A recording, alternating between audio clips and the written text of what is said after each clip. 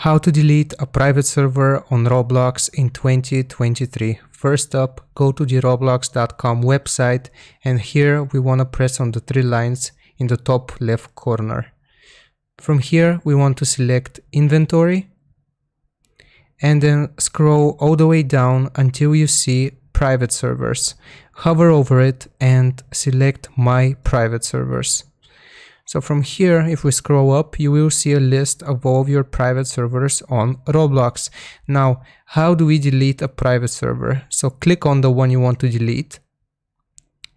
Then go to servers, the servers tab right here, and scroll down until you see these three dots right here. So click on them and then click on configure.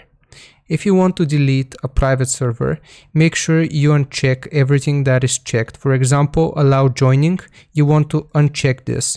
If your private server costs Robux, then here you will have another option which you have to uncheck.